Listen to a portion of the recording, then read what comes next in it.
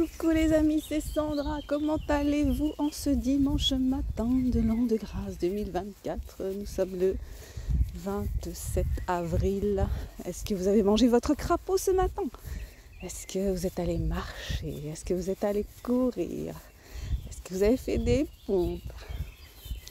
Est-ce que vous avez écrit comme Toni Morrison qui se levait à 5h du matin pour écrire parce que c'était le seul moment de la journée qu'elle pouvait trouver dans sa vie de salariée et de maman. Le seul moment qu'elle pouvait trouver pour écrire, c'était de se lever super tôt le matin. Ou alors comme Jason Trollope qui écrivait tous les jours, tous les matins, comme un métronome paraît-il, et qui travaillait à la poste. Donc il écrivait pendant 2 heures je crois, et puis après il allait travailler. Il s'arrêtait à chaque fois là où il en était, et quand c'était fini, c'était fini. Donc est-ce que vous avez bouffé votre crapaud ce matin, hein? Quel goût il avait le crapaud, hein? Est-ce que vous avez quand même ressenti la satisfaction? Parce que bouffer le crapaud, ça veut dire faire un truc chiant, mais faire un truc qui nous tient à cœur, qui est important pour nous, de faire avancer la machine, même si c'est difficile, ça te challenge pour toute la journée, et au final,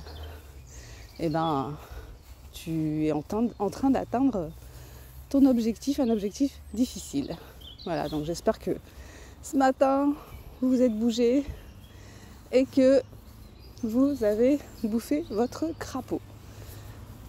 J'ai commencé à lire un super bouquin que je voulais lire depuis des années. Je voulais le lire, mais j'hésitais.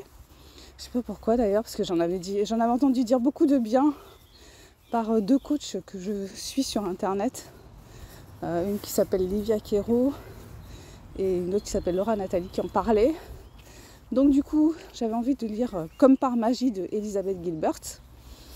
Mais c'est bizarre, mais quand j'ai envie de lire un livre et quand je vais regarder sur les plateformes, j'ai toujours tendance à commencer par regarder les mauvais commentaires. Je sais pas pourquoi je fais ça. C'est un peu un truc de maso peut-être, je sais pas. Donc je regarde les mauvais commentaires, les 1 étoile, après je regarde les 2 étoiles, après les 3 étoiles, après les 4 étoiles. Donc en général, c'est on va dire en moyenne pour les livres comme ça qui sont des best-sellers, c'est 60% de commentaires positifs, vraiment 5 et 4, et puis le reste ça va être des commentaires plus mitigés, 3, 2, 1, voilà. Donc je sais pas, voilà, c'est la manie que j'ai qui est un peu, je pense que j'aime bien avoir tous les avis en fait. J'aime bien avoir tout le spectre. C'est marrant sur un livre de voir que t'as des gens qui vont détester pour des raisons qu'ils expliquent. Et puis t'as aussi des gens qui vont aimer justement pour les mêmes raisons. C'est marrant de lire tous les commentaires, je trouve. Enfin pas tous, mais voilà, une partie des commentaires. Donc en tout cas, comme par magie, je suis comme je l'ai acheté en Kindle, je suis à 60% à peu près de ma lecture. C'est super, c'est super inspirant. Il y a plein de phrases. J'ai noté plein de phrases, des citations sur la créativité, sur la façon de lutter contre la petite voix, le petit monstre qui vient toujours sur notre épaule pour nous décourager, pour nous dire qu'on n'est pas légitime. Et puis toutes les aspirations, tous les rêves qui font qu'on va se mettre la barre super haut. Oui, la petite voix qui nous met la barre super haut et qui nous dit que si on n'écrit pas comme un tel, c'est pas la peine d'écrire. Que si on n'est pas si on ne maîtrise pas parfaitement l'orthographe, si on n'est pas au top pour la conjugaison, si je sais pas moi, toutes les barrières qu'on se met dans la tête quand on veut écrire et qui sont stressantes, qui sont bloquantes, Voilà, donc elle parle énormément de ça. Elle raconte qu'elle a toujours vu elle a toujours voulu écrire, enfin depuis qu'elle est petite fille, c'est son rêve de devenir écrivain. Et que elle a, comment dire, elle a jamais vu ça comme un métier. Elle a toujours vu ça comme, enfin moi je l'interprète comme ça, comme une réalisation d'elle-même. Et elle a jamais considéré que sa créativité devait la nourrir. Donc du coup elle a toujours travaillé à côté, enfin toujours jamais, vous savez, c'est les mots qui viennent, mais vous voyez l'idée.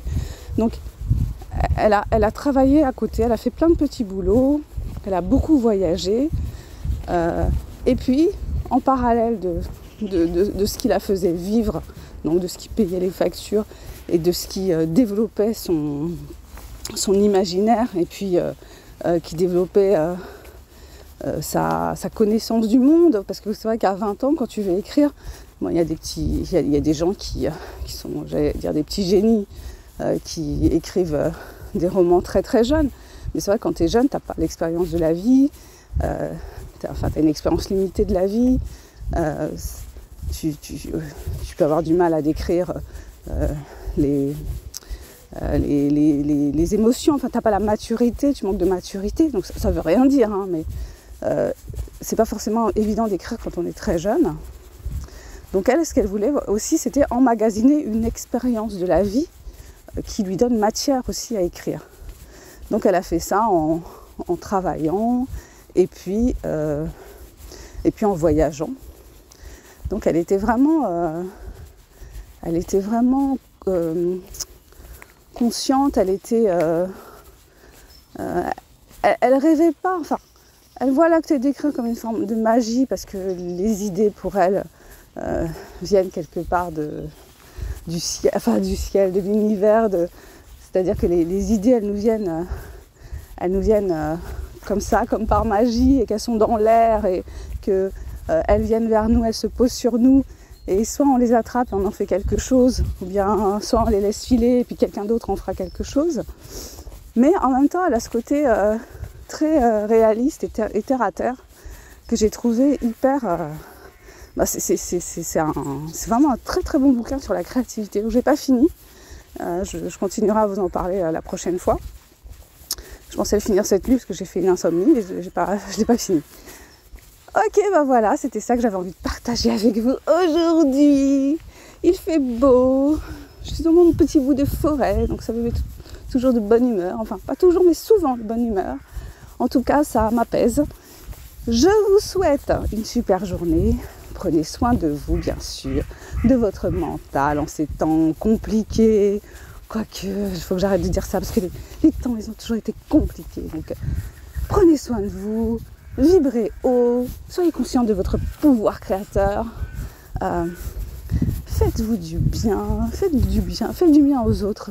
Traitez les autres comme vous aimeriez qu'ils vous traitent. Ah, si seulement on était dans un monde où tout le monde traitait les autres comme il a envie d'être traité, avec gentillesse, bienveillance, avec oui je sais bienveillance, il y a des gens qui n'aiment pas ce mot, mais putain, qu'est-ce qu'on a besoin de bienveillance dans ce monde. Ah là là, c'est fatigant d'entendre toujours des histoires de guerre, de violence, de haine, ah ça me fatigue d'entendre ça. Bon, bref, à bientôt pour le prochain partage. Bisous, ciao, bon week-end, profitez bien.